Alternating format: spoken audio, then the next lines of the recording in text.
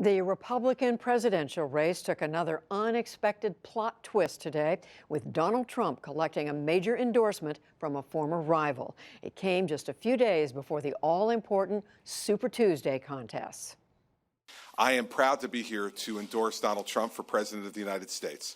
In a single stroke, New Jersey Governor Christie put Donald Trump back on the offensive after his rivals scored points in last night's debate. We don't need another Washington politician in the White House, do we? Do we need a first-term United States Senator in the White House? We need a first-class president, and we're going to have it in Donald Trump. The Republican frontrunner then took his turn, blasting both of the senators still in the race. First, Marco Rubio. Let's talk about our lightweight senator from Florida who's losing big in the polls. And then Ted Cruz of Texas. You know, I've had a lot of difficulties with Ted because he does lies. You know, I've dealt with much tougher. A guy like Rubio's a baby, but a guy like Ted is tougher.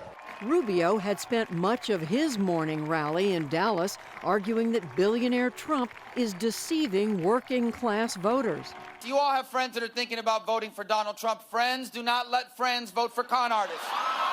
He's going to Americans that are struggling, Americans that are hurting, and he's implying, I'm fighting for you because I'm a tough guy. A tough guy?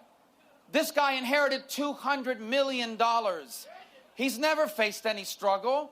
And in Nashville, Tennessee, Cruz questioned Trump's conservative credentials. Donald Trump said, I can be a totally different person after I'm elected. I can be, this is Donald speaking, the most politically correct person on earth. Let me tell you something, Sean. The day after I'm elected president, I am the exact same person that I am today. Those were extensions of the charges and countercharges that lit up last night's Houston debate, with Rubio and Cruz trying to slow Trump's momentum. First on immigration. You're the only person on the stage that's ever been fined for hiring people to work on your projects illegally. You hired some workers from Poland. I'm the only one on the stage that's hired people. You haven't hired anybody. Well, in fact, some of the people and by the way, well, but hold on. I've hired tens of thousands of people over my job. You've hired 1,000 people You've from had another nothing company, but problems from another with your country. credit cards, etc. Let me So say. don't tell me about Well, that. let me finish the Senator, statement. hold This is on. important. You haven't hired one person He in hired your life. workers from Poland, and he had to pay $1 million or so in a judgment. That's wrong. That's a fact. Totally wrong. Cruz also jumped in, criticizing Trump for donating to senators known as the Gang of Eight, who led an immigration reform effort. Donald funded the Gang of Eight. If you look at the 8 members of the Gang of Eight, Donald gave over $50,000 to 3 Democrats and 2 Republicans. And when you're funding open border politicians, you shouldn't be surprised when they fight for open borders.